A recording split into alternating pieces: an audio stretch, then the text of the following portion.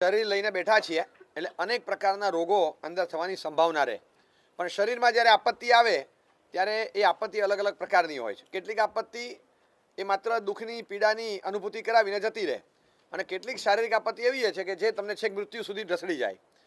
કેટલાક રોગો એવા છે કે જે તત્ક્ષણ મૃત્યુજનક બને છે, ઇન્સ્ટન્ટ મૃત્યુ જ આપી દે સીધું. સિવિયર એટેક આવે અને તરત 2 મિનિટમાં તો માણસ બેઠો બેઠો ક્યાં ઢળી જાય ખબર ન પડે. બસમાં પ્રવાસ કરતો હોય અને બસમાં પ્રવાસ કરતાં કરતાં માથું બાજુના પેસેન્જરના ખભે ઢાળી દે, એમ લાગે કે આરામ કરે છે. જ્યારે એમનું સ્ટેશન આવે, પેલા પેસેન્જર ઊભા થઈને જાય અને પછી ધડાપ કરતાં પડે, ત્યારે ખ્યાલ આવે કે આ ભાઈ સૂઈ નથી ગયા, હવે ક્યારેય ન જાગે એ રીતે સૂઈ ગયા છે. સૂવાનું તો અલગ હોય, જે શરીરમાં સૂવો એ શરીરમાં જાગો તો નિદ્રા કહેવાય, અને જે શરીરમાં સૂવો અને બીજા શરીરમાં જાગો તો મૃત્યુ કહેવાય. પણ આ ભાઈ તો કેવા સૂતા, અહીંયા હવે જાગવાના જ નથી, હવે બીજા શરીરમાં જાગે છે. એ બાજુવાળા પેસેન્જરને પછી ખબર પડી. આવું આકસ્મિક મૃત્યુ, સાયલેન્ટ ડેથ, ખબર પણ ન પડે. એક ક્ષણવાર માટે જરાક છાતીમાં ગભરામણ થઈ, હજી કાંઈ વિચાર કરે, બોલે એ પહેલાં તો કામ પૂરું થઈ જાય અને લાગે કે આ રીતે આમ એક ક્ષણવારમાં માણસ જતો રહે, ખ્યાલ પણ ના આવે. આવી રીતની મૃત્યુની ઘટનાઓ બનતી હોય, તરક્ષણ મૃત્યુ આપી દે. અને સિવિયર એટેક વગેરે હોય તો એ સિવિયર એટેક અથવા આકસ્મિક મૃત્યુ અકસ્માત આદિના કારણે આવે અને સ્પોટ ડેથ થાય, તો આના કારણે એ મૃત્યુજનક બનનારા જે રોગો છે તરક્ષણ મૃત્યુ આપે. કેટલાક એવા છે જે ગ્રેજ્યુઅલી ધીમે ધીમે પણ મૃત્યુ સુધી ખેંચી તો જાય, એ લાંબા ગાળે આપે.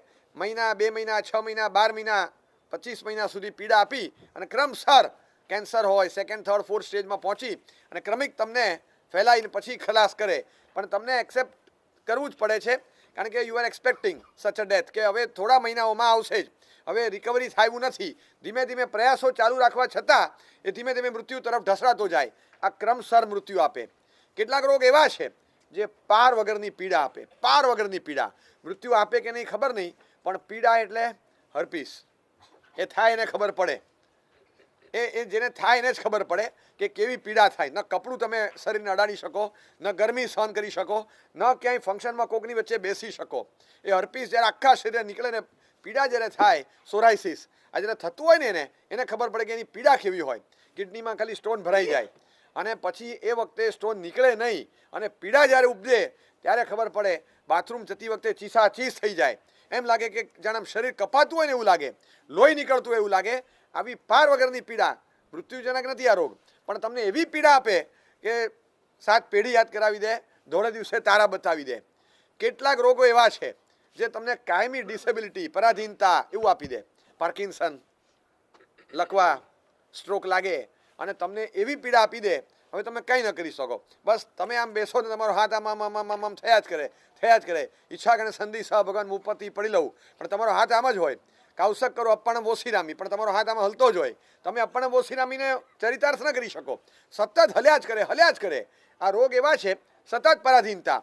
આમાં 2 રોગ આવે, સતત હલ્યા જ કરે. એક એવો રોગ છે જેમાં તમે સ્થિર રહેવા માગો તો પણ સ્થિર જ રહેવું પડે, સ્થિર રહેવા માગો તો પણ રહી ન શકો, એવો રોગ. અને બીજો એક છેડો એવો છે જે કોમામાં જતો રહે, એવો પરાધીન કે જે હલવા માગે તોય હલી ન શકે, એ સતત સ્થિર જ રહે, મર્યા નથી. અંતિમ સંસ્કાર બેમાંથી એકે ન થાય.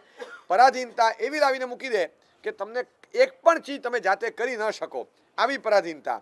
અનેક પ્રકારના રોગો છે. શીઘ્ર મૃત્યુ આપે, કોઈ ક્રમશર મૃત્યુ આપે, ઉગ્ર પીડા આપે, સામાન્ય પીડા આપે, નજીવી પીડા આપે, તમને પરાધીન બનાવી દે. આ બધા રોગો કરતાં એક અલગ રોગ છે, અલગ, જે રોગમાં મૃત્યુ નથી. એટલે રોગના કારણે તરક્ષણ મૃત્યુ નથી, રોગના કારણે ક્રમશર 2-5 વર્ષે પણ મૃત્યુ નથી. તમે લાંબી આવડતા ભોગવી શકો, 60 વર્ષ, એ રોગ થયા પછી 60 વર્ષ જીવી શકો છો. એ રોગમાં તરક્ષણ મૃત્યુ નથી, એ રોગમાં લાંબા ગાળે પણ મૃત્યુ નથી. રોગના કારણે આયુષ્ય ક્ષય થાય જુદી વાત, એ રોગમાં એવી ઉગ્ર દેખીતી પીડા કોઈ નથી. એ રોગમાં કોઈ જાતની એવી તમને લાગે કે પરાધીનતા કે તમે આમ વજન ન ઉપાડી શકો, એ કપડું એ ન કરી શકો, કાંઈ ન કરી શકો, એવું નથી. એ રોગમાં માણસના મોઢા પર રોગમાં હાસ્ય ક્યાં આવે, એ રોગમાં મોઢા પર સ્માઇલ પણ આવે. એ મોઢામાં હસતા હસતા બધાની સાથે વાતો પણ કરે, અને છતાં એના જેવો દયાપાત્ર રોગી કોઈ નહીં. ગાંડપણને તમે જોયું છે ક્યારેક? જ્યારે મેન્ટલી રિટાર્ડેડ હોય, તમે ધ્યાનથી એનું જોજો. અને એક એવો અલગ પ્રકારનો રોગ છે, મૃત્યુ નહીં લાવે, 60 વર્ષ જીવી શકશે.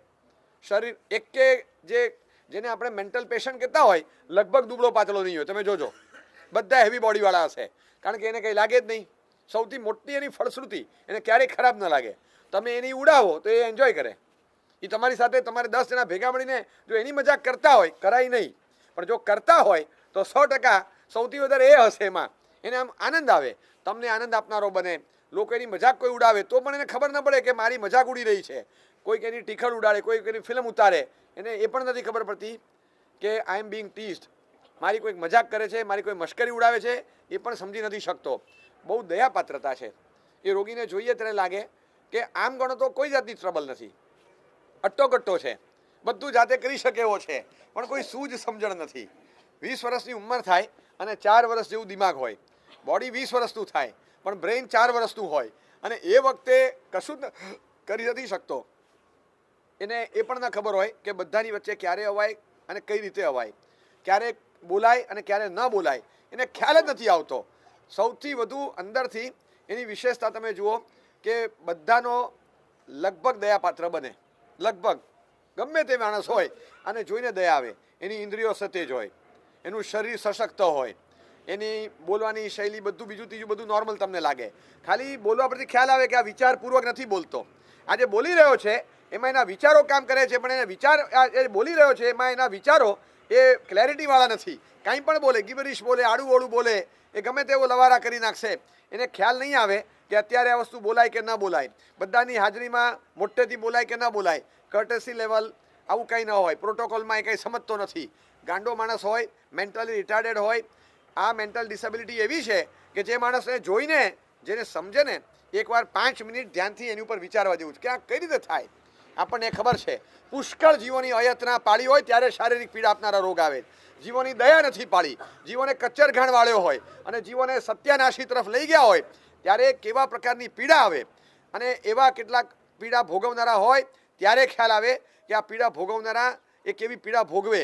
અને ભયંકર કક્ષાના અત્યાચારો જીવો પર ગુજાર્યા હોય. પંખીઓની પાંખો કપાય ત્યાં સુધી પતંગો ચગાવી હોય, આજુબાજુના પંખીઓ ફફડી ફફડીને આમ હાર્ટફેલ થઈ જાય તો પડી જાય એવા ધડાકા ભડાકા સાથે ફટાકડાઓ ફોડ્યા હોય. પુષ્કળ પ્રમાણમાં ઘાસ કચડ્યું હોય, પુષ્કળ પ્રમાણમાં વોટર ફન કર્યું હોય. આ બધી વિરાધનાઓ એક સાથે ભેગી થઈને જ્યારે ત્રાટકે ત્યારે શારીરિક પીડાઓ આવે. અને જે જૈણા પાળે છે, જીવનમાં જૈણાનો રસ લઈને બેઠો હોય, એ માણસ ધાર્યા કામ કેવા કરી શકે, શાતા તો પામી શકે, એ તો સમજ્યા. શરીર સશક્ત રહે, તંદુરસ્ત રહે અને એની શારીરિક ક્ષમતા લગભગ એવી જોરદાર રહે, કારણ કે એણે જૈનાને દયા પાળી છે. શરીરમાં શાતા અને શક્તિ લાવવા માટેનો સૌથી સક્ષમ ઉપાય હોય તો જીવોની દયા અને જૈના એને કરુણાનું પાલન છે. અને એનાથી એક સ્ટેપ આગળ તમને કહું કે હૃદયમાં જ્યારે કરુણા કે જૈનાનો ભાવ ઘૂંટાય ને, એ ઈચ્છા શક્તિ એવી પ્રબળ હોય છે કે તમે પ્રકૃતિ ચક્રને ફેરવી શકો. હમણાંનો કિસ્સો છે, અમે બેઠા હતા, વાત હમણાં જ થઈ, પરમ દિવસે આવેલા એક બેન આપણા કાર્ય માટે જ કંઈક કામથી આવેલા હશે, ઉપધ્યાનના કાર્ય માટે. અને એ વખતે એમણે વાત કરી, જગ્યા છે મોટી, ખાસી મોટી જગ્યા, અને એ જગ્યામાં ઘણા બધા પ્રાણીઓ વગેરે પાળેલા છે. દયા જૈનાનો ખૂબ સુંદર કાર્ય કરે છે. અને સાથે એક તકલીફ એવી આવી કે એ આખા એમના વિસ્તારની અંદર, આ હોલ જેટલો મોટો વિસ્તાર, આ મંડપના હોલ જેટલો, આટલા મોટા, આનાથી મોટો વિસ્તાર, એટલા વિસ્તારમાં ચારે બાજુ ઉધઈ. ઉધઈ એટલે એવી ઉધઈના રાફડા ફાટી નીકળ્યા તમે કલ્પના ન કરી હોય, તમે ક્યારેય જોઈ ન હોય એવી ઉધઈ. આમ 8-8 ફૂટ સુધી દિવાલો પર થરના થર જામી જાય. એમ જ લાગે કે હવે આનો કોઈ ઉકેલ જ નથી.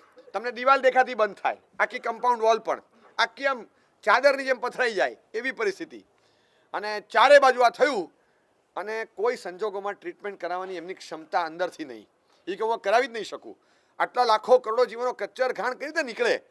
આમ રીસર હાથમાં કાગળ કે કપડું જેવું લઈ આમ ધીમે ધીમે ધીમે ઉતારે, નીચે પાથરેલું કપડું હોય બધું એમાં કલેક્ટ થાય, સાઈડમાં એક માટીમાં ખાડો ખોદેલો, માટીમાંથી નીકળ્યા છે ને માટીમાં જ રાખવાના, દૂર જઈને પાછું માટીમાં બધું આપે. આ રીતે લગભગ 6 દિવસ સુધી કર્યું. બધું ક્લીન થયું. એક કેરોસીનનું પોતું માર્યું કે જેથી ફરી ન થાય. 24 કલાક ફરી એ જ સ્થિતિ, ફરી આ જ સ્થિતિ. આ રીતે આખું પાછું ઉભરાયું ને ભરાયું. બારીની ફ્રેમમાં તમને આટલું લાકડું ન દેખાય, આટલું 1 ઇંચ એવી ઉધઈ. ફરી પાછું હિંમત હાર્યા વગર ધીરજપૂર્વક વિથ અટમોસ્ટ પેશન્સ. શું પેશન્સ! આમ બધું ધીમે ધીમે, બધું કુદરતના સંતાનો છે, સાચવવાની મારી ફરજ છે. આ દયાને જૈનાનો પરિણામ મને કયો ઉધઈના જીવ પ્રત્યે આજ સુધી મેં તો સાંભળ્યો નથી ક્યાંય. અને એટલા જૈનાપૂર્વક એમણે બધું કાઢ્યું કે પોણો કલાક એમની કથા સાંભળીને આવું છું, પછી તમને કહું છું. હજી સંભળાય આમ રૂવાટા ખડા થઈ જાય કે આ એક જૈન કુળમાં જન્મેલ વ્યક્તિ, એના હૃદયમાં આ હદની કરુણા હોય આ જીવો માટે, જેના માટે કોઈને સૂજે નહીં ક્યારેય. ઉદય માટે કરુણા આજ સુધી સાંભળી નથી. બધા માટે એમ જ હોય કે આનો કોઈ ઉપાય નથી, બધું ઉકેલ્યું અને પાછું કર્યું. ફરી પાછો કેરોસીનનું પોતું માર્યું. 24 કલાક થયા ત્રીજી વાર, એટલે સુધી કે લોખંડના કબાટોમાં આખા પાટિયા 6 ફૂટના ટોટલી બંધ, આખું ઉદયથી ભરાયેલા. એસએસની એસેસરીઝ એમની જે હતી, સર્જિકલ આઇટમો હતી જે ઓપરેશન્સમાં વપરાય, બધા કાતર ચપ્પા બધાની ઉપર ઉદય, લોખંડ ઉપર સીધે, કોઈ જગ્યા બાકી નહીં, કારણ ડ્રોર લાકડાનું હોય, બધામાં ઉદય પ્રસરી. 6 વખત આ રીતે એમણે કર્યું. 6 વખત આ રીતે બધું કર્યા પછી એમને વિચાર્યું કે હવે બધી બારીઓ કાઢી નાખો. ખર્ચો સખત કર્યો, બધી લાકડાની ફ્રેમો કઢાવી, ઉકેલપૂર્વક કરી અને એકે જીવ મરે નહીં કાળજી લઈને બધું કરીને ફરીથી એલ્યુમિનિયમ સેક્શન્સની ફ્રેમો બેસાડી, બધું ક્લીન કર્યું, પોતું માર્યું. બધું કર્યા પછી કલરવાળાને બોલાવીને કોઈ જીવ છે નહીં ત્યાં તું આખો એક હાથ નવો મારી દે કલરનો, જેથી હવે ઉદય આવે નહીં. આ બધું કર્યું. એ પછી 1.5 દિવસ પછી 36 કલાક પછી હતું એ જ સિચ્યુએશન. 7મી વાર એલ્યુમિનિયમ સેક્શન સીલીન બધું ભરચક. તમે માની ન શકો, હતોત્સાહ થઈ ગયા અને ખૂબ રડ્યા. હવે હું શું કરું, એકદમ ભાંગી પડ્યા. એટલા રડ્યા કે આ જીવો માટે મને અંદરથી કાળજી છે, કેમ મને સફળતા ન મળે. બસ ગાડીમાં બેસી અને કે જવું સાહેબ પાસે અને પૂછું. પરિચિત હતા કે જઈને પૂછે કે સાહેબ આમાં શું થાય. આવ્યા હોત તો હું તો શું કે મને ખબર નથી, ઉકેલ તો મને પણ નહોતો સૂચતો, આવ્યા જ નથી. આમ બેઠા ગાડીમાં પાછા નીકળી ગયા. એક વિચાર આવ્યો કે જઈએ આ સમસ્યા રજૂ કરીએ, આપણે સાહેબને ફરજ પડાય કે તમારે આનો કંઈ ઉપાય કરવો પડશે અને પછી પ્રાયશ્ચિત લેવું પડશે. આવું સાહેબ પાસે આપણે કેમ બોલાવાય, આપણે નહીં કરવું જોઈએ. આ કંઈક કરીએ. પાછા આવ્યા અને પછી રાત પડી, આમ બધું જોયા કરે, જીવ બળે કે હવે આમાં હું શું કરું, કાંઈ સૂચતું નથી. 1-2 તુક્કા અજમાવ્યા. એ તુક્કામાં શું હતું મને ખબર નથી, પણ 1-2 તુક્કા એમણે અજમાવ્યા. પણ ખરો તુક્કો તમને કહું, તમે નહીં સમજી શકો. અને હું તમને ખરેખર કહું છું, વ્યક્તિને સાંભળ્યા હોય, જોયા હોય, લગભગ આપણે 8-10 જણા હતા, સુભાષભાઈ, મેહુલ બધા હતા, જીમીભાઈ, બધા જ. એ 10-12 જણાની હાજરીમાં એમણે કીધું એટલે ગળે ઉતરે, રૂવાટા ખડા થઈ ગયા અમારા. રાત્રે 8:30-9 વાગ્યાથી શરૂ કર્યું. બસ એ બધાની સામે હાથ જોડી અને રડ્યા કરે અને પ્રાર્થના કરી કે જીવો મારી પરિસ્થિતિ સમજો, હું એક જૈન કુળની શ્રાવિકા છું, મારા જૈનાના સંસ્કાર છે, મારામાં કરુણા છે, હું તમને મારી નથી શકતી, હું તમને રાખી પણ નથી શકતી.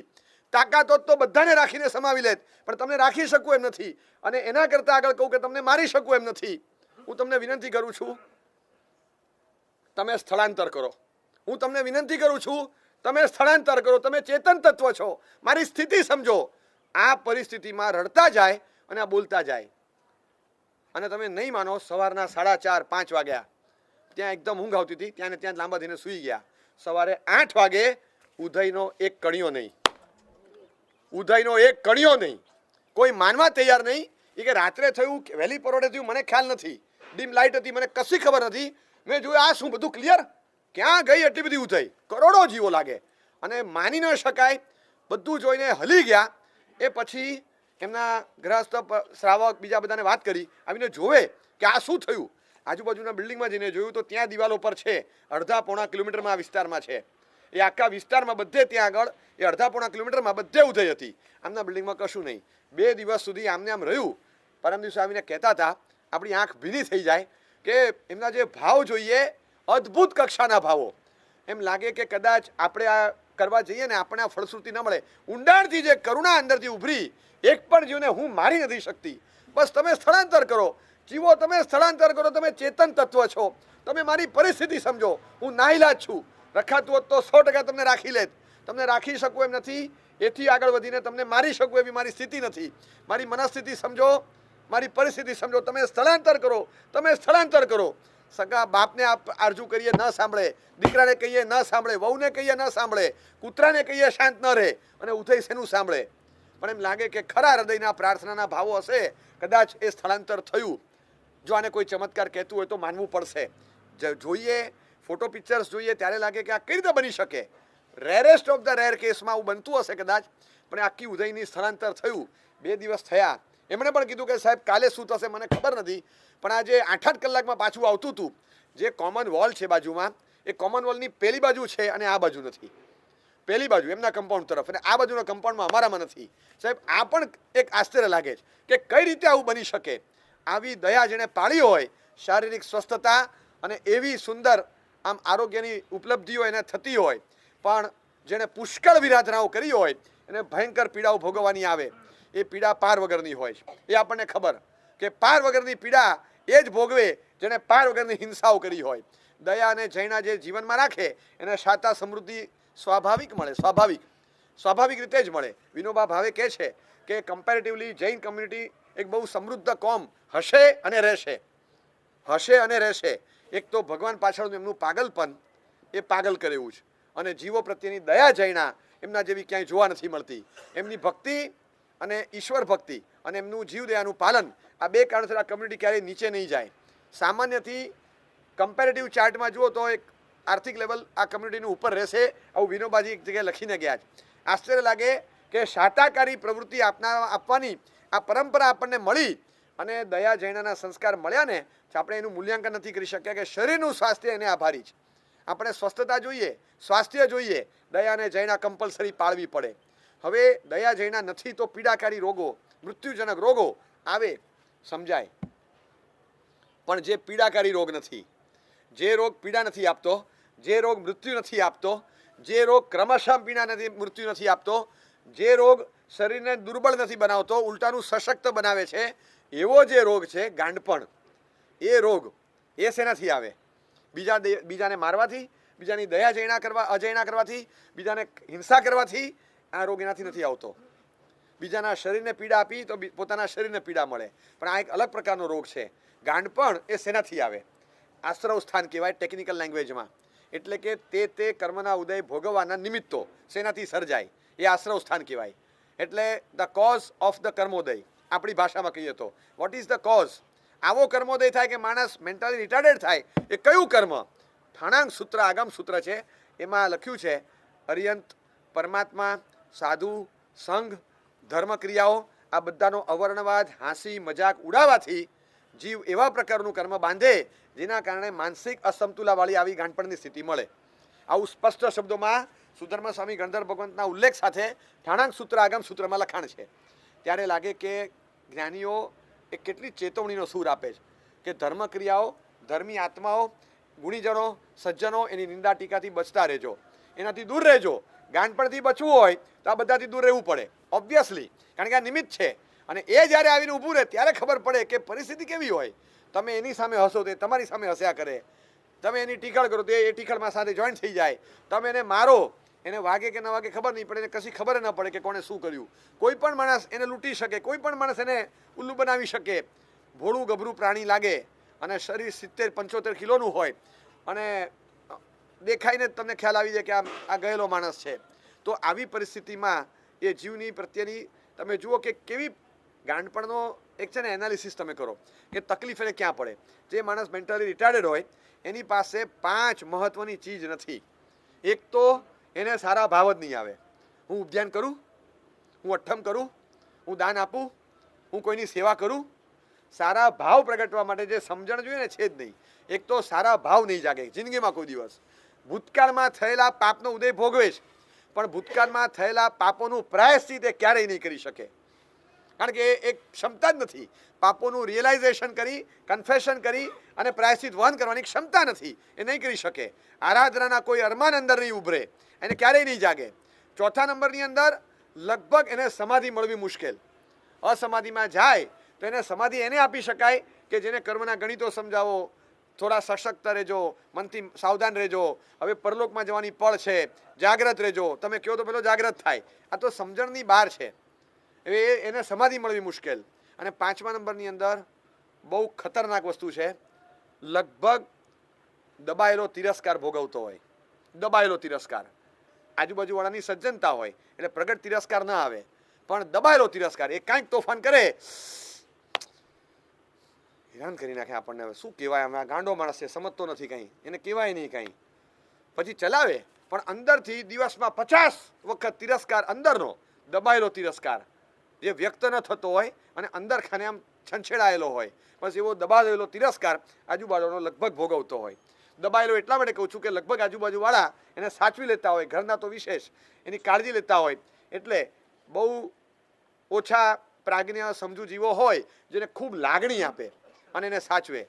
અને ક્યાંક મેન્ટલ હોમ હોય ત્યાં જઈને ગયા હોઈએ ને ત્યારે ખ્યાલ આવે કે કેટલી પરિસ્થિતિ આમ ગંભીર હોય કે ત્યાં આગળ જઈ અને એ પરિસ્થિતિમાં રહેનારા જીવોને જોયા હોય તો જોઈને એમ થાય કે આ જીવો કઈ રીતે જીવે છે, કઈ રીતે જીવે છે.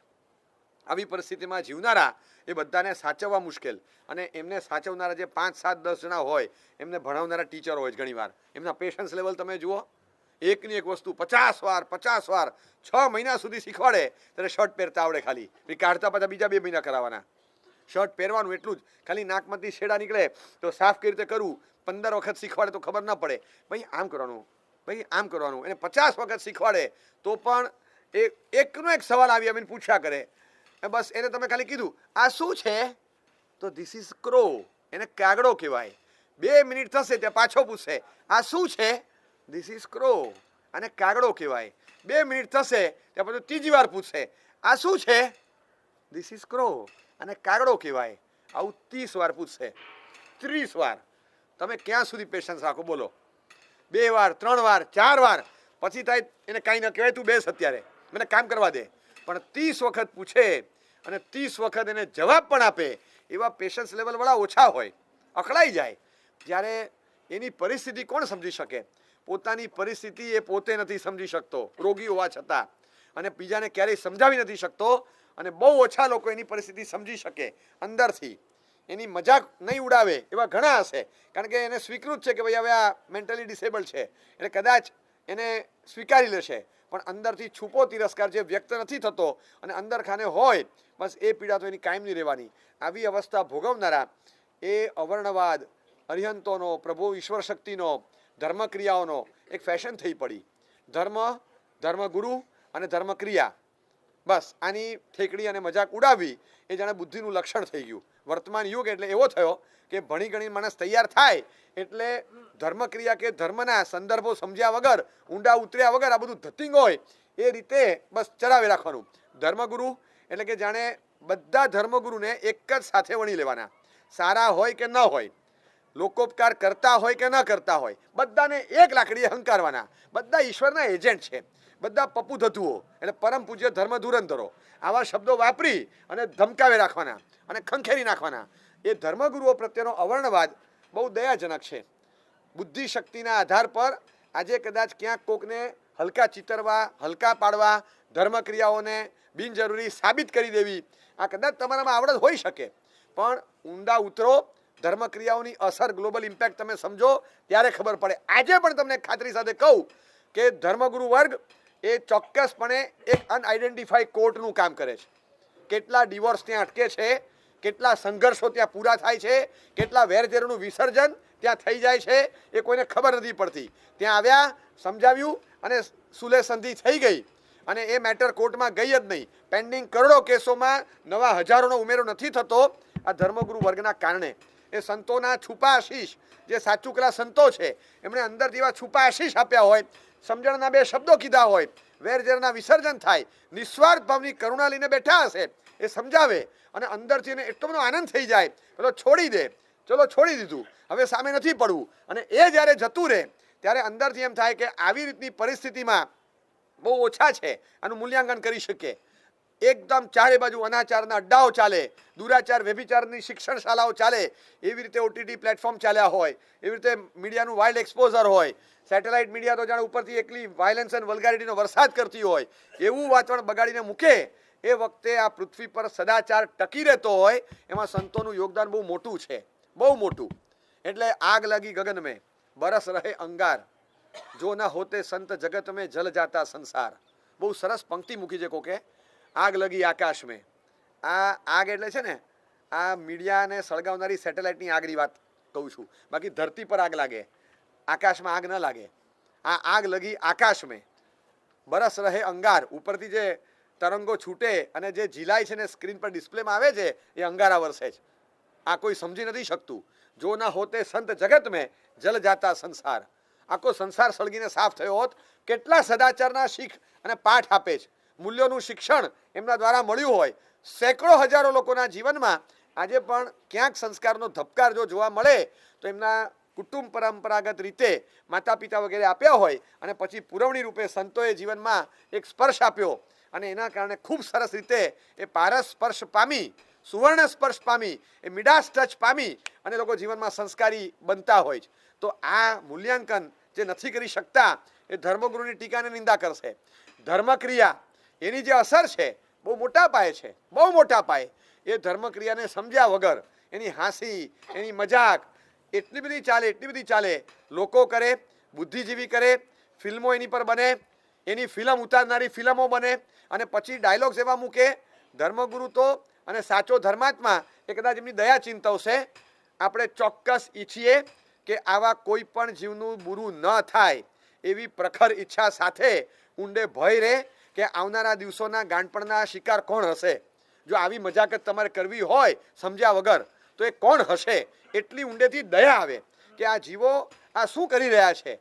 સમજ્યા વગર ધર્મક્રિયાની હાંસી મજાક ઉડાવતા હોય, ધર્મના ઉપકરણોની હાંસી મજાક ઉડાવતા હોય, ધાર્મિક પરંપરાઓને રીત રિવાજોને ઠેબે ચડાવતા હોય અને ધર્મગુરુ વર્ગને પણ આડા હાથે લેતા હોય. એ પોતે કઈ હેસિયતના છે એ ખ્યાલ ન હોય. શિક્ષિત થયા એનો મતલબ એ નથી કે શિક્ષણ મેળવ્યા પછી એ શિક્ષણ બુદ્ધિનો દુરુપયોગ કરે. બુદ્ધિની સૌથી પહેલી ફળશ્રુતિ એ છે કે બુદ્ધિની મર્યાદા સમજતા આવડે. બુદ્ધિની to understand the limitations of my brain is the prime factor of the brain power. તમે પહેલાં સૌથી પહેલું ફેક્ટર એ છે કે બુદ્ધિની શક્તિ મર્યાદા એ સમજી શકાય. આ બુદ્ધિ શક્તિનો સૌથી સારામાં સારો પ્રાઇમ ઉપયોગ છે કે મારી બુદ્ધિની મર્યાદા છે. સત્ય તો આર પાર ઘણું વેધક છે પણ મારી બુદ્ધિની મર્યાદા એ પેનિટ્રેટ થઈને સત્યને પહોંચી પામી નથી શકતું. એ રીતે સનાતન સત્યો નથી પમાતા છતાં એ છે તો છે જ. આંખ દેખાય ત્યાં સુધી આકાશ અને પગ ધરતીને માપે ત્યાં સુધી ધરતી. એવું નહીં પગ થાકશે ધરતી તો આગળ લંબાય છે, આંખ થાકશે આકાશ તો અનંત છે. એમ સત્યના સીમાડાઓ બહુ લાંબા અને આઘા છે. બધે બુદ્ધિ શક્તિ પહોંચી નથી શકતી. પણ એ સમજ્યા વગર ધર્મ અને ધર્મ ક્રિયાઓનો એક ઠેકડી ઉડાવવાનો જે રિવાજ ચાલ્યો, આપણને દયા આવે કે આ જીવો ક્યાંક આડા હાથે લેવાઈ ન જાય, કર્મ એમની કચુંબર ક્યાંક કરી ન નાખે. ખરેખર અંદરથી દયા રહે. બાકી આ બધા લોકોની સ્થિતિ જોયા પછી લાગે કે શું પરિસ્થિતિ છે જેના આધાર પર એક બાજુ શાસ્ત્રો લખે કે ધર્મ કર્યો હોય, જ્ઞાનીઓની ઉપાસના કરી હોય, એનાથી તીવ્ર પ્રતિભા શક્તિ અને જ્ઞાનનો ક્ષયક્ષમ થાય અને એનાથી તીવ્ર આઈક્યુ લેવલ વગેરે મળે. જ્ઞાન અને જ્ઞાનીઓની સેવા ઉપાસના થકી આ મળે. એ મેળવ્યા પછી એનો દુરુપયોગ કરી અને જ્ઞાન અને જ્ઞાનીની હાંસી ઉડાવે એને શું મળે? જેના થકી તમે બૌદ્ધિક સક્ષમ થયા એની પર જ તમે ત્રાટકો તો તમને મળે શું? મને એ કહો, શું મળે? શું મળી શકે? એટલે ક્યારેક એવું આવે કે સંત પાસે જઈને પેલા પૂછતા હોય કે સાહેબ, ઉંદરડો આવીને પૂછે કે સાહેબ મને બહુ બીક લાગે છે, બિલાડીને જોઉં ને ડર લાગે છે, ક્યાંક મને કોઈ મારશે તો મને કંઈ આનું સોલ્યુશન શું? એ સંતે ખાલી એમની સામે જોઈને કીધું તથાસ્તુ, આશીર્વાદ આપ્યા, વરોસ્તુ, તને વરદાન મળે. એ બિલાડી થઈ ગયો. હવે ઉંદરને ડર નથી કારણ કે એ પોતે બિલાડી થઈ ગયો. પછી થોડા દિવસમાં પાછો આવ્યો, કૂતરાને વરુઓને જોઈને બહુ ડર લાગે છે, વરોસ્તુ તથાસ્તુ. એ પછી પાછો વરુને કૂતરાનું સ્વરૂપ મળી ગયું. બોલ હવે ડર લાગે? તો કે નહીં. ત્યાં થોડા દિવસમાં પાછો આવ્યો કે વાઘ દીપડા ચિત્તાનો બહુ ડર લાગે છે. એ સંતે પાછું વરોસ્તુ તથાસ્તુ આશીર્વાદ આપ્યા. પેલો ચિત્તોને વાઘ જેવો થઈ ગયો અને જેવો વાઘ જેવો થયો એ છલાંગ મારી સીધી સંત ઉપર, ફાડી નાખું. હજી પેલો હવામાં હતો ને સંત બોલ્યા વરોસ્તુ તથાસ્તુ, ઉંદરડો થઈ ગયો પાછો જતો રહ્યો. બહુ માર્મિક કથા છે ઉપનિષદમાં કે જેના થકી તમારો શક્તિ વિકાસ થયો હોય ભૂલે ચૂકે એ શક્તિને પડકારવા જવું નહીં, ક્યારેય ન જવું. એ છેલ્લું તથાસ્તુ જ્યારે આવશે ને ત્યારે ખબર પડશે. કોઈ શાપ સંત ક્યારેય ન આપે અને સાચો સંત છે પણ રક્ષણ માટે એને આ પ્રયોગ કર્યો હશે. ઉપનિષદની કથા વાર્તા એમ કે જ્ઞાન અને જ્ઞાનીની ઉપાસના, ધર્મને 5 આંગળીએ પ્રભુને પૂજ્યા હોય ધર્મ કર્યો હોય ત્યારે તો સારું શરીર, સક્ષમ ઇન્દ્રિયો, રૂપાળો દેહ અને તીવ્ર બુદ્ધિ પ્રતિભા મળી હોય. હવે એનો દુરુપયોગ કરે અને ધર્મની હાંસી ઉડાવે તો ધર્મમાં આ સત્તા જોતી રહેશે. એ છેલ્લું વરોસ્તુ કહેશે ત્યારે વળી પાછો ક્યાંક મૂકશે જ્યાંથી એને પાપા પગલી માંડી અને આ સ્તર સુધીની મજલ કાપી હતી. એટલે ભૂલે ચૂકે ક્યાંય ધર્મની હાંસી મજાક એમાં ક્યાંય પડવું નહીં, ક્યાંય ન પડવું. એને ખબર નથી એને ખ્યાલ જ ન હોય. ખૂણામાં બેસીને સામાયિક કરનારા હોય ને એ નવરા ધૂપ લોકોનો ધર્મ છે એવું લાગશે કેટલાકને. નવરા ધૂપ માણસો છે આ બધા, જો આ ખૂણામાં બેસીને કાકા સામાયિક કરે, આ માળા ગણ્યા કરે, માળા ગણ્યા કરે, માળા ગણ્યા કરે, આ ખૂણામાં બેસીને સામાયિક કરે છે. આ સામાયિક અને માળા ગણ્યા કરે, વચ્ચે વચ્ચે બધા ચોખા ખાય, આ એમનું સામાયિક. આ કાકા સામાયિક કરે છે અને રોજ 4 કલાક રીતે ખૂણા બેઠા રહે, નવરા ધૂપ.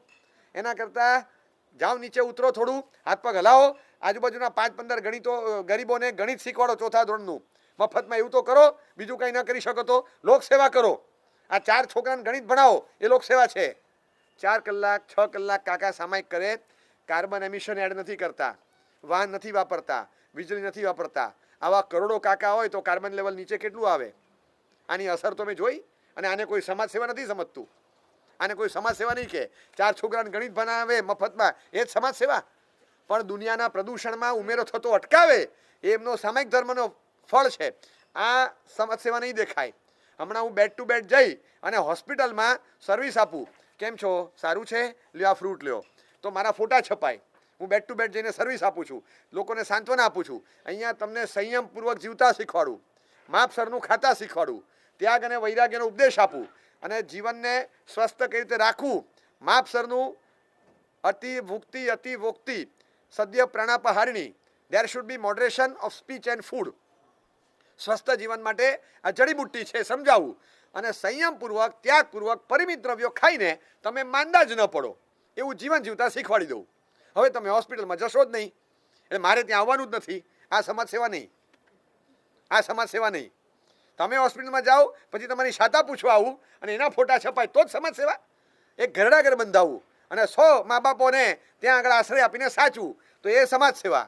પણ અહીંયા હજારો લોકોને ઉપદેશ આપીએ કે માતા અને પિતા એને સમાજમાં અંદર ઘરમાં સાચવતા શીખો, પરસ્પર એકબીજાના ભાવોને સમજી અને સાથે રહેવાનું હોય તો એમના પ્રત્યે અહોભાવ રાખી અને સંસારની જવાબદારીઓની સાથે માતા પિતાના આશીષ અંદરથી મળે એ રીતે એમના વૃદ્ધાવસ્થાને ટેકો બનીને એમને સાચવતા શીખો. આ રીતે શિક્ષા આપું અને કદાચ 2 કે 3 ઘરડાઘર ઊભા થવાની જરૂર ન પડે. સમજો આવા 150 સંતાનો 150 મા બાપોને સાચવી લે તો 50-50ની કેપેસિટીના 3 વૃદ્ધાશ્રમ એ ઊભા થતા અટક્યા. એના શિલાન્યાસ જે થવાના હતા એ થયા જ નહીં ડ્યુ ટુ સમવન સ્ટેટમેન્ટ. સમજો, આને કોઈ સમાજ સેવા કહેશે? આને કોઈ સમાજ સેવા નહીં કહે. તમે ખ્યાલ બહાર જાઓ છો. ખરી સમાજ સેવા એ છે prevention is better than cure. આ તો ઘરડાઘર ઊભા કર્યા, દેટ ઇઝ ક્યોર. અને એના પહેલા ઊભા જ ન કરવા પડે, ઉપદેશ આપો, દેટ ઇઝ પ્રિવેન્શન. રોગને વકરતો અટકાવી દીધો. આના જેવી સમાજ સેવા કોણ કરે? આ તુલના ન થાય એવી મોટી સમાજ સેવા છે. એનું મૂલ્યાંકન જ્યારે થાય ત્યારે લાગે કે કેટલો મોટો ધર્મનો પ્રભાવ છે, ધર્મ કેટલી મોટી ચીજ લાવીને મૂકી દે છે. ત્યારે ખ્યાલ આવે કે આટલા મોટા પાયે ધર્મ આટલું બધું કરી શકતો હોય એનું મૂલ્યાંકન કરવાની ઘડી આવી ગઈ છે. અને ધર્મને સમજી અને પછી તમે જુઓ ધર્મ ક્રિયા આ બધી ચીજો એક પછી એક એ એટલી સરસ રીતે ચાલે છે. અવસર આવશે ત્યારે તમને હજી સમજાવીશ કે તમે શું કરી રહ્યા છો. આજે તમને હજી ખ્યાલ નથી, પણ જે તમે કરી રહ્યા છો ને એ અત્યારે એટલું અદ્ભુતમ છે. એની અસર આખા વિશ્વ પર પડે છે, આખા વિશ્વ પર. આ પોતાના આત્મા પર પડે, પોતાના શરીર પર પડે, પોતાના મન પર પડે, પોતાના વિચાર અને બુદ્ધિની શક્તિ પર પડે, થોડી ઘણી પોતાના પરિવારો પર પડે. બસ આટલું જ આપણને ખબર. આજુબાજુના વર્તુળમાં પડે એટલી આખા કોસ્મોસ પર, યુનિવર્સ પર, આખા વૈશ્વિક આંદોલનો સર્જાય અને વિશ્વ પરની અસર કેટલી બધી પડે. આખા સમૂહમાં ચારે બાજુ એક દયા અને જૈનાના પરિણામો એક સરખા ઘૂંટાતા હોય, એક સરખા. આમ ન થઈ જાય, તેમ ન થઈ જાય, જો કલેવર ન નીકળી જાય, કોઈ જીવ મરી ન જાય, એકલા રક્ષાના ભાવોમાં બધા રહેતા હોય એવા પરિણામની અંદર રહેનારા સેંકડો આરાધકોને જોઈએ ત્યારે લાગે કે આ એક આરાધના ચાલતી હોય સામાયિક ધર્મની તો કેટલો મોટો લોકોપકાર થાય છે. કેટલા શુભ ભાવોના આંદોલનો એક સાથે પ્રસરે. વિશ્વને ટકવા માટે એક સારામાં સારો ઉપાય કોઈ હોય તો ધર્મ છે. અને એ ધર્મની હાંસી ક્યારેય કોઈ ન ઉડાવે. ધર્મ એ લાઈફસ્ટાઈલનો એક ભાગ છે, જીવનશૈલીનો હિસ્સો છે. જ્યાં સુધી જીવનમાં ધર્મનો સ્પર્શ નહીં આવે ત્યાં સુધી ડિપ્રેશન જેવા રોગો આવશે જ, કન્ફર્મ આવશે. ધર્મની હાંસીને મજાક ઉડાવવાની, ધર્મની તાકાત શું છે? તાકાત તમે એકવાર તો વાંચો. અનિત્ય ભાવના, અશરણ ભાવના, મૈત્રી વગેરે 12 ને 4 16 ભાવનાઓ, એનો અર્ક તો જાણો. હું ચોક્કસ તમને કહું, છાતી ઠોકીને કહું કે આ ભાવનાઓની જે માર્કેટ પ્રાઇસ આજે છે ને દુનિયામાં ભૂતકાળમાં ક્યારેય નહોતી. બોલો, ડિપ્રેશનોના દર્દો કેટલા વધ્યા છે, મૃત્યુનો ભય કેટલો વધ્યો છે, વસ્તુનો નાશ થાય ને માણસ રોવા બેસે છે. ત્યારે એને આગળની ભાવનાઓથી ભાવિત થયેલો હોય અને તરત એ ભાવનાથી ભાવિત થયેલો માણસ એને સાહજિક રીતે લઈ લે છે. અને આ કેટલું સરસ એક માત્ર એ શબ્દો સાંભળે અને એને થઈ જાય કે બસ આ સહજતાથી છૂટી જશે. આ છૂટવાનું જ હતું, જવાનું જ હતું. અનિત્ય ભાવના છે. અનિત્ય ભાવના જે વસ્તુનો નાશ થાય તો પણ પચાવી શકે એવું તમને શિક્ષણ આપે છે. પહેલાં આ ભાવનાઓ ભણતા બધે આવતી. દાખલા તરીકે સમજો કે તમે ખાલી માત્ર એક કુંડું છે, એ કુંડામાં એક બે ગુલાબ ખુલ્યા છે, એટલા સરસ છે, એટલા બધા સરસ. એ ગુલાબનો છોડ આમ ખીલેલો હોય ને, એ ગુલાબનું ફૂલ જોઈને તમે હસ્યા જ કરો છો. કુદરતનું સૌંદર્ય છે. કુદરતે જાણે સ્વરૂપ લીધું, સ્વરૂપ પોતાનું સર્જ્યું છે. અને એ વનસ્પતિનો એક નાનકડા છોડ પર ઉગેલું ગુલાબ, એ લાલ ચટક ગુલાબને જોઈને એટલો બધો આનંદ થાય. ગઈકાલે આટલું હતું, આટલું થયું, આમ આટલું મોટું ખીલેલું ગુલાબ જોઈ અંદરથી થાય કે વાહ, કેવું સરસ ગુલાબ. એ ગુલાબ કે ચંપો કે ચમેલી કે જાસૂદને જોઈને અંદર આનંદ થતો હોય. અને જે પવન ફૂંકાય ત્યારે થોડું હલે, એ હલે ત્યારે ઓર મીઠું ને સરસ લાગે. એની ફ્રેગ્રન્સ આમ ફેલાતી હોય, એનું સૌંદર્ય મોહક છે, જોયા જ કરો છો. અને એમાં જબરજસ્ત પવન આવ્યો, આમ થયું અને ફટ કરતું ગુલાબનું ફૂલ નીચે પડી ગયું. નીચે પડ્યું, અરે રે, હવે બુઠ્ઠો લાગે છોડ, હવે જોવો નથી ગમતો. હવે આ એક ઘટના છે. આ ગુલાબનો છોડ, એની પર ખીલેલું ગુલાબ, એટલે આપણે અથવા આપણા કોઈ સ્વજન ક્યારેક આયુષ્ય કર્મના ઝટકા લાગે અને કોક ખરી પડે છે. આ ઝટકાને સહન કઈ રીતે કરવા? સંપત્તિ એ પણ આપણા છોડ પર ખીલેલું ગુલાબ છે. એક કરેક્શન આવે, ખટાક કરતું નીચે ખરી પડે, એ ઝટકાને સહન કઈ રીતે કરવા? એ માટે આ અનિત્ય ભાવનાઓથી ભાવિત થવાનું. આ બેવકૂફ છે પવન, સમજે જ શું? મારી બધી મજા બગાડી નાખી. એ બજાર એ પવન છે, બજારના કરેક્શન એ પવન છે, રોગચાળો વાયરસ એ પવન છે, આકસ્મિક આવતા કર્મોદય એ પવન છે. એ ઝટકા લાગે તો ગુલાબ પડશે, પણ એમાં જીવ બળાય નહીં. આ ભાવનાઓ હતી. આ ભાવના તમને કહું કે એક સમય હતો, એ ભાવનાઓ પિક્ચરના ગીતોમાં આપવામાં આવતી. એક પવન કા ઝોકા આયા, टूटा डाली से फूल, ना पवन की ना चमन की, किसकी थी ये भूल, जो लिखा था. બરાબર છે? મેરા જીવન કોરા કાગજ કોરા હી રહે ગયા. આ ગીતોમાં પેલા આવતું. આજે તો તમે ભજનો સ્તવનમાં લેવા જાઓ, તમને પકડાતું નથી. પણ એ વખતના ગીતો હતા, જે ગીતોની અંદર એક્ઝેક્ટ આ અનિત્ય ભાવના છે. આજે હું બોલ્યો ને, એક્ઝેક્ટ અનિત્ય ભાવના, એ અનિત્ય ભાવનાઓને ચરિતાર્થ કરાવી દીધી અને એવી સરસ રીતે મૂકી દીધી કે આમ જાણે એ ગીત સાંભળતા માણસને થાય કે ભાઈ વસ્તુ આવે ને જાય, એમાં શું, જે જાય એ મારું નહીં અને મારું એ જાય નહીં. બસ એ ખુમારીમાં જીવતો હોય, એ ઝટકાને સહન કરી શકે. આ અનિત્ય ભાવનાથી ભાવિત થયેલો હતો, તે માણસ ટકી શકતો હતો. એ સમય હતો કે જ્યારે આવા ફિલ્મી ગીતોની અંદર ઇન સોંગ્સ તમને આ ફિલોસોફી પીરસવામાં આવતી અને માણસ ટકી જતો હતો. એ ઝટકા ખમી શકતો હતો, સહન કરી શકતો હતો.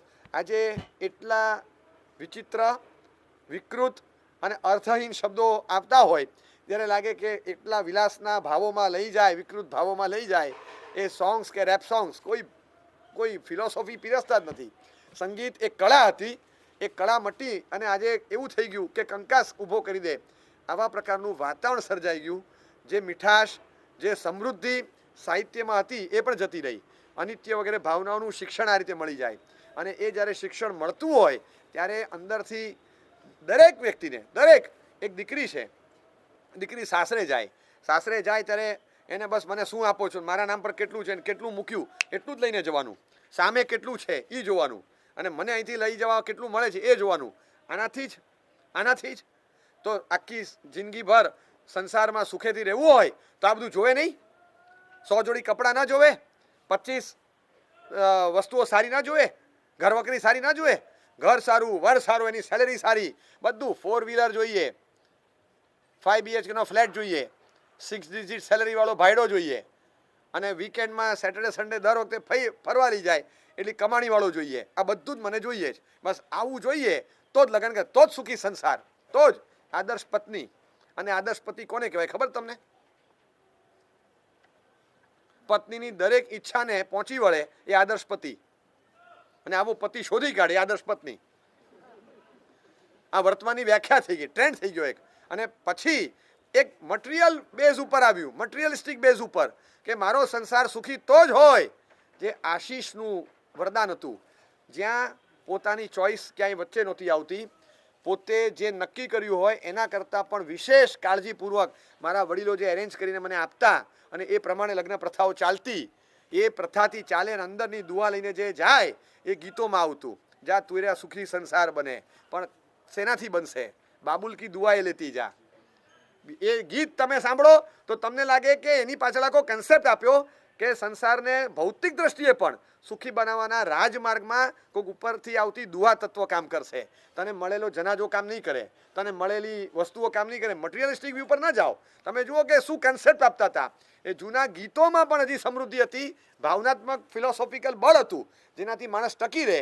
આજે બધું ગયું અને આજે હવે એ પીરસવામાં આવે છે માત્ર ધર્મસ્થાનમાંથી. અને તમે એની હાંસી મજાક ઉડાવો તો એ ધર્મસ્થાન પણ જો પીરસવાનું બંધ કરશે, ફિલોસોફી લેવા જશો ક્યાં? મને કહો.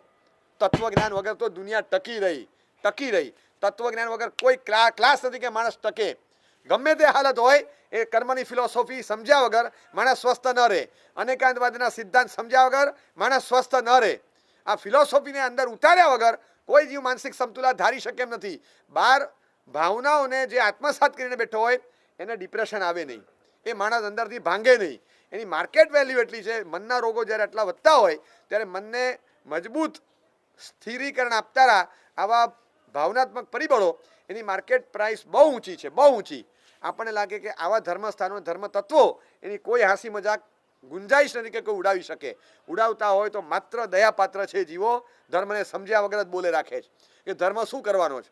અત્યારના યુગના સર્વજીવ મૈત્રીના કન્સેપ્ટ, વસુધૈવ કુટુંબકમની ભાવનાના કન્સેપ્ટ, શિવમસ્તુ સર્વ જગત, આ ભાવનાનો ફલાદેશ એ માત્ર ધર્મ આપે છે. વિજ્ઞાને તો આતંકવાદ પોષી દીધું. તમે જુઓ ખાલી સદાચારના પાઠ એ માત્ર ધર્મ ભણાવે છે. દુનિયા તો દુરાચાર અને વ્યભિચારના રસ્તે ગઈ છે. સંયમ, આત્મસંયમ અને વૈરાગ્ય એનો ઉપદેશ કોણ આપે છે? ઓછાથી ચલાવતા શીખવું, બીજાને મદદ કરતા શીખવું, આ કોણ શીખવાડે છે? પૈસા ઊભા કેવી રીતે કરવા ઇકોનોમિક્સ શીખવાડે. પૈસા ઇન્વેસ્ટ ક્યાં કરવા એ શીખવાડે. 2 રૂપિયામાંથી 22 રૂપિયા કેવી રીતે કરવા એ શીખવાડશે. પણ ચેરિટી, પરોપકાર, કરુણાનું સક્રિય સ્વરૂપ એટલે દાન, એ પાઠ ક્યાં આવે ઇકોનોમિક્સમાં? પૈસાના સદુપયોગની કળાઓ ક્યાં? એ ક્યાં આવે છે? શક્તિ એ સંયમપૂર્વક સહન કરવામાં વાપરવી, બીજાને કચડવામાં અને શોષણમાં નહીં વાપરવી. આ સમજણ ધર્મ આપે છે. એટલે ધર્મને બરાબર સમજીએ ને તો એમ લાગે કે અત્યારના યુગમાં વેલ્યુ બેઝડ જીવન માટે સૌથી વધારે જરૂર હોય તો ધર્મ છે. ધર્મના સિદ્ધાંતો અપનાવે એના જીવનમાં વેલ્યુનું બેકિંગ આવે છે. અને મોરલ્સ અને વેલ્યુઝ એ આજના કાળની સૌથી મોટી ઉણપ છે, જે એકેડેમિક કેરિયરમાં બીજે ક્યાંયથી મળતી નથી મળતી. ત્યારે અહીંયા જે શિક્ષણ ધર્મ સંસ્થામાં મળે એ કેટલું મોટું છે. એટલે આ એંગલ જે સમજે તો ધર્મ, ધર્મક્રિયા, ધર્માચાર, ધર્મગુરુ એ વર્ગને ખૂબ માનની દ્રષ્ટિથી જોતો થશે. અને તો એ ક્યારે હાંસી મજાક નહીં કરે. ગાંડપણના ભોગ બનેલા કોઈક મેન્ટલ પેશન્ટ હોય એમને જોઈને ચોક્કસ કદાચ અંદર એમ દયા આવે, દર્દ થાય, ક્યારેક ડર લાગે કે ક્યારેક આપણે આવા ન થઈએ. અને જોઈએ ને બહુ મોટા ગજા, જે ચીજનું તમે અભિમાનને ગુમાન કરો એ દિશામાં મૂકી દે. સ્વર સારો, ગાતા બહુ આવડે, અને આમ અભિમાન આવ્યું. આપણા જેવું કોણ ગાય? ગાય તો બતાવે. એ અભિમાન આવ્યું અને પછી જે ગર્વિષ્ઠ થયો, ફળ શું આવે? બની શકે કે આવનારા જન્મમાં કદાચ મનુષ્ય ગતિ મળે તો પણ તે જીવ જાય ક્યાંક, ગળામાં પેલી વાજા પેટી ભરાવી અને ગલીઓમાંથી નીકળે અને ગીતો ગાતો ઉપરથી 5ના 10ના સિક્કા કોક ફેંકે, એ કલેક્ટ કરવાના. આ ભાવ આવે ને, સમજવાનું કે અભિમાની ગાયક કોક હતો ભૂતકાળના ભાવનો. આ દશા આવી, ગળાના ગાયકીના સૂર હતા અને બહુ અભિમાનમાં ફાટ્યો. એ ગળામાં વાજા પેટી ફરાવીને ફરતો હોય ગલીઓમાં, શેરીઓમાં, ઉપરથી 5ના સિક્કા વરસતા હોય એની પર. બસ આ દશા આવે. ક્યાંક બુદ્ધિના આફરા જેને ચડ્યા હોય અને બુદ્ધિ શક્તિથી બીજાને પમાડવાને, સારું સમજાવવામાં, બુદ્ધિનો સદુપયોગ કરવાને બદલે બીજાને શીશામાં, ડબ્બામાં ઉતારવા માટે, તારક તત્વોની હાંસી ઉડાવવામાં જે બુદ્ધિ શક્તિનો દુરુપયોગ કરે, ક્યાંક બુદ્ધિના બેતાજ એ બાદશાહો એવી ગતિ પામે છે કે જ્યાં બુદ્ધિહીન દશા મળે, ઉર્ફે ગાંડપણ. એટલે બુદ્ધિનો દુરુપયોગ ક્યારે પણ ન થાય અને બુદ્ધિ શક્તિ કાયમ માટે સન્માર્ગે વપરાય એ આપણે જોતા રહેવાનું. જો ભૂલે ચૂકે પણ બુદ્ધિ શક્તિનો દુરુપયોગ કર્યો તો કાં તો એ શક્તિ ન મળે, કાં તો એ શક્તિ વગરની એવી અવસ્થા મળે જ્યાં બીજાની દયાપાત્રતા આપણામાં ઉતરે. બીજા બધા માટે આપણે દયાપાત્ર બનીને જીવીએ. એટલે ક્યારેય બુદ્ધિ શક્તિનો દુરુપયોગ આપણાથી ન થાય એનો ઉપયોગ અને એની કાળજી રાખવાની. જીવનમાં સ્વસ્થતા બધા જ પ્રકારની જોઈએ છે. શારીરિક સ્વસ્થતા, માનસિક સ્વસ્થતા, કૌટુંબિક સ્વસ્થતા અને આર્થિક સ્વસ્થતા, આ ચારે સ્વસ્થતા આપણને જોઈએ જ. શારીરિક સ્વસ્થતા જયના, જીવદયા, કરુણાના સક્રિય પાલનથી મળે છે. આર્થિક સ્વસ્થતા જે મળતી હોય એ સારા સંયોગોમાં, સારા દિવસોમાં બીજાને મદદ કરવાથી, ધનનો સદુપયોગ કરવાથી આર્થિક સ્વસ્થતા મળે છે. ત્રીજા નંબરમાં આપણી માનસિક સ્વસ્થતા, જેટલા ભાવનાઓથી ભાવિત થાઓ, ફિલોસોફીનો સ્પર્શ અંદર જેટલો રાખો એટલા તમે મેન્ટલી સ્ટ્રોંગ અને સ્ટેબલ રહી શકો, એ માનસિક સ્વસ્થ રહી શકે. ચોથા નંબરની અંદર એ કૌટુંબિક સ્વસ્થતા, જીવનમાં ગુણો ખીલવ્યા હોય, સહિષ્ણુતા, વિવેક, વાત્સલ્ય, આ બધું ખીલવેલું હોય એનાથી રહે, હંમેશા રહે. બે ચીજ છે ને ઘરમાં પણ કાયમ યાદ રાખવી, એક ધોધ અને એક વરાળ. તમે બંને ચીજ જોઈ છે.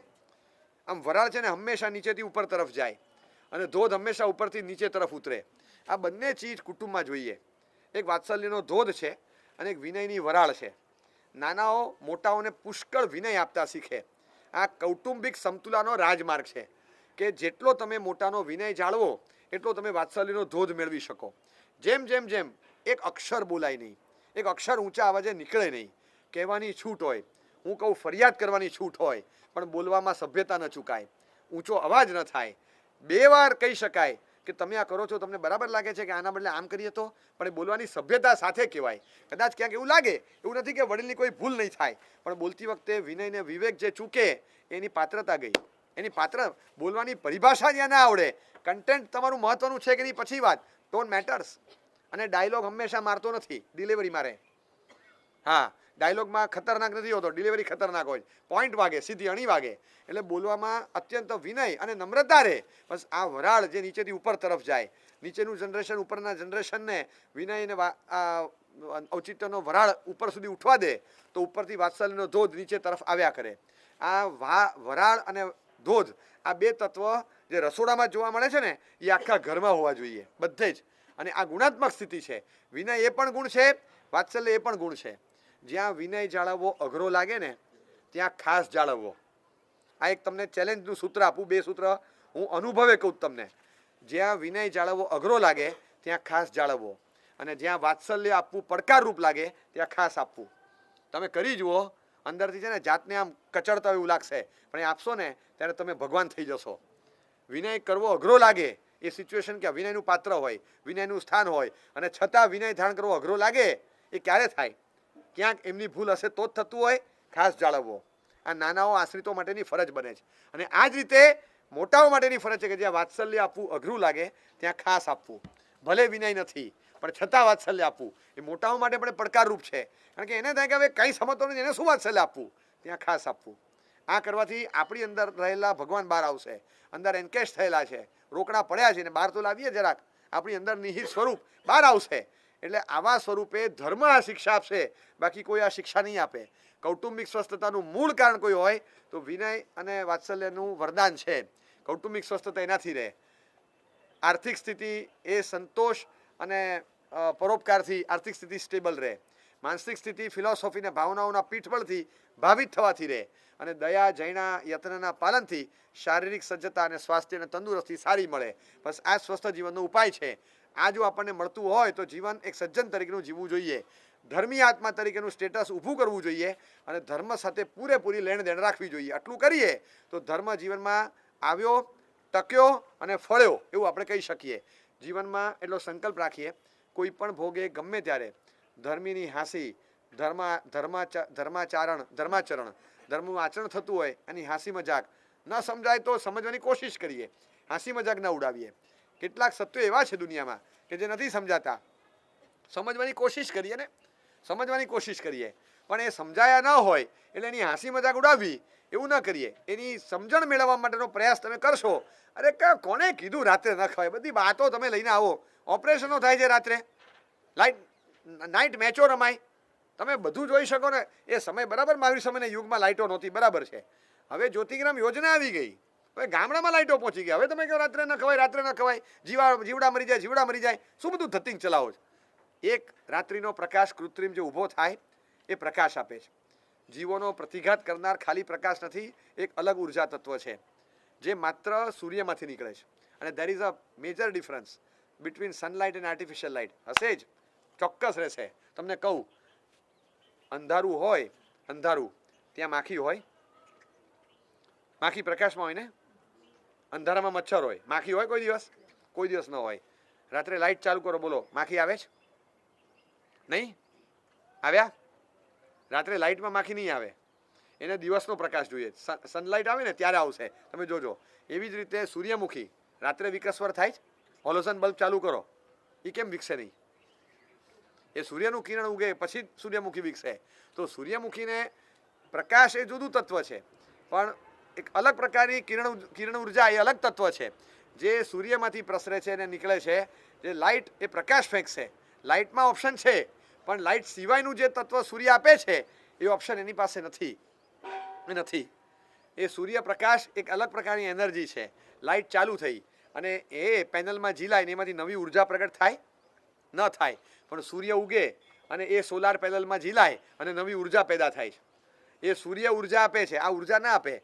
પ્રકાશના સ્ત્રોત બંને, ઉર્જાનો સ્ત્રોત એક, અને જીવોત્પત્તિ ઉર્જાથી અટકે. ખ્યાલ આવ્યો તમને?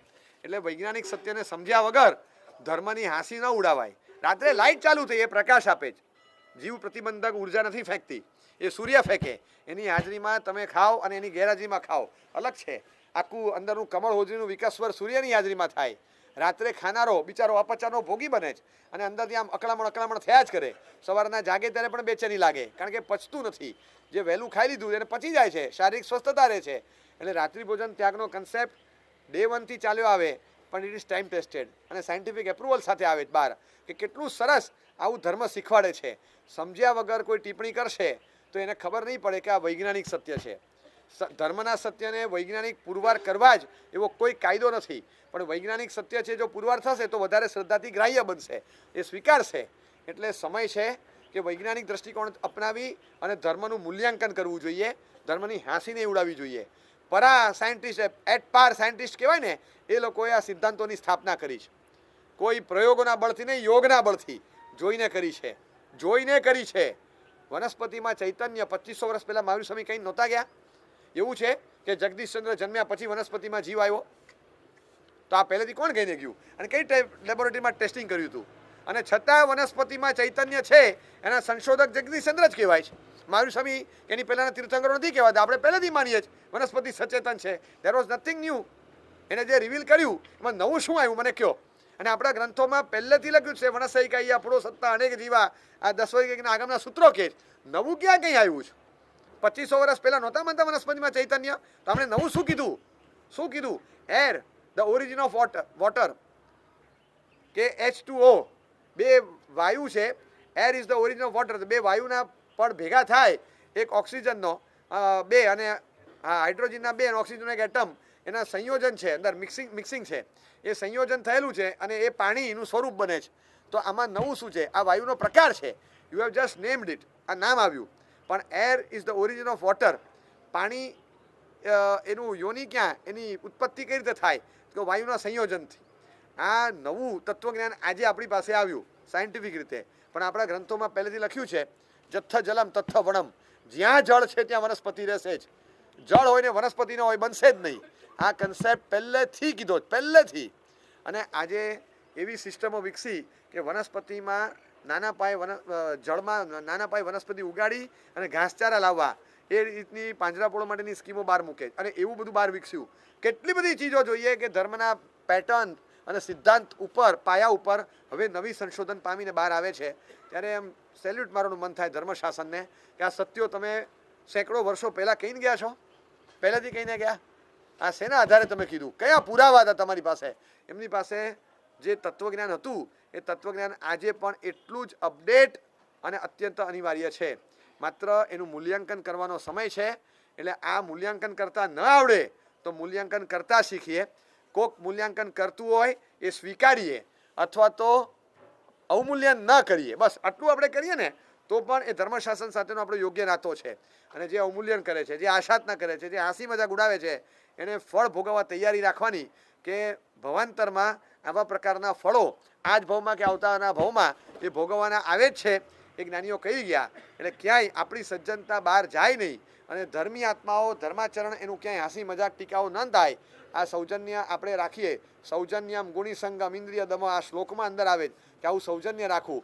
કે સારી સારી ચીજો હોય એમના પ્રત્યે અણગમાના ભાવો પ્રગટ કરી અને અરુચિકર વ્યવહારો ત્યાં ન કરવા, આ સજ્જનતામાં આવે. તમને ન ગમે, તમને ન સ્વીકાર્ય હોય, ઇટ્સ ઓકે, તમને ફોર્સિબલી ન પકડાવાય, પણ જે કોઈ છે એને મજાકથી ન કરાય.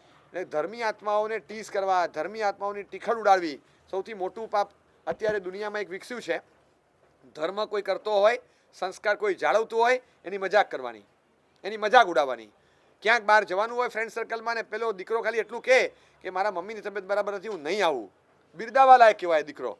મમ્મીની તબિયત બરાબર નથી ને દીકરો ના પાડે પાર્ટીમાં જવાની, બિરદાવો જોઈએ આવા ફ્રેન્ડને.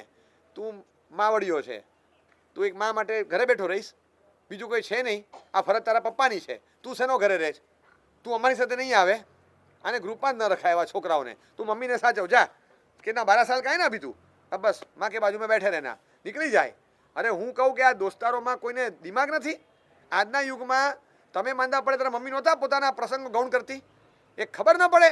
હું ચેલેન્જ સાથે કહું કે ખરો બુદ્ધિશાળી હોય ને તો યુવાન એને કહેવાય કે એ દિવસે એ છોકરા વગર જાય અને પછી ભેગા થઈ એની અનુમોદના કરે, એક જોઈન્ટ મેસેજ ફ્રેન્ડ સર્કલમાંથી ઇન્સ્ટા પર પોસ્ટ કરે કે આજે અમારો એક મિત્ર અમારી પાર્ટીમાં આમંત્રિત હોવા છતાં નથી આવ્યો કારણ કે એના મમ્મી બીમાર હતા અને એ પ્રાયોરિટી સમજીને ત્યાં રોકાયો. We are proud to have such a friend in our group. આવું પોસ્ટ કરવી જોઈએ જેથી ખબર પડે કે દુનિયા સજ્જનોની બનેલી છે. સજ્જનતા આપણામાં ન આવે પણ સજ્જનતાને સલામ ભરવાની સમજણ પણ ના આવે, સજ્જનતા આપણામાં ન આવે પણ સજ્જનને બિરદાવવાની સમજણ પણ ના આવે, તો દુનિયામાં સજ્જનતા વધે ક્યાંથી?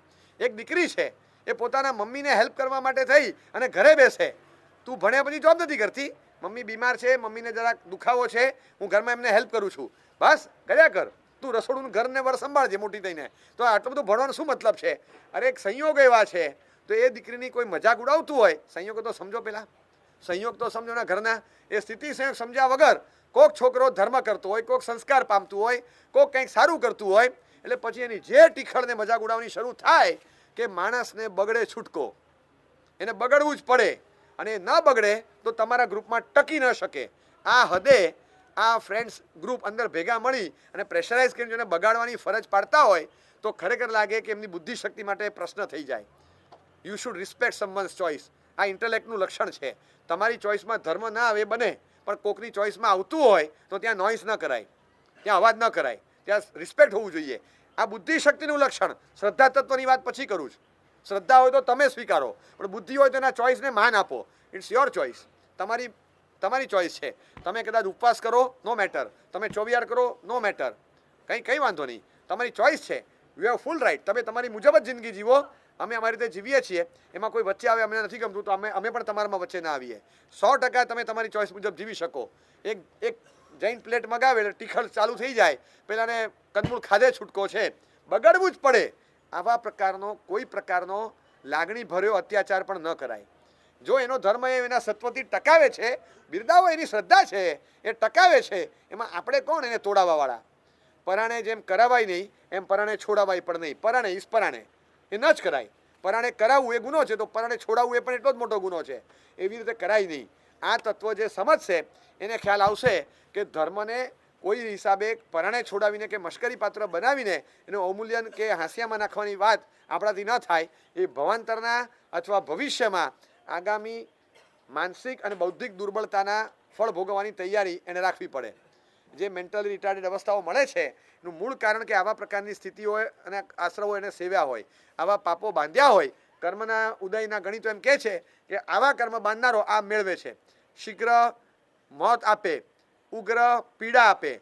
આવા કર્મો જુદા કે જે જીવ હિંસાથી બંધાય, પણ જે ગાંડપણ વગેરે રોગ થાય, ડિસેબિલિટી મેન્ટલી ખાસ, એ જે રોગ થતો હોય કે જેમાં નથી એવી પીડા શારીરિક, નથી એવી કોઈ ઉગ્ર પીડા, નથી કોઈ માંદગી લાંબી ચાલતી કે નથી કોઈ મોત લાવતું, મોત પણ ના આવે 50 વર્ષ સુધી, પણ સતત તમે બીજાના દયાપાત્ર બનીને જીવ્યા કરો અને સમજણ 4 વર્ષની અને શરીર 40 વર્ષનું.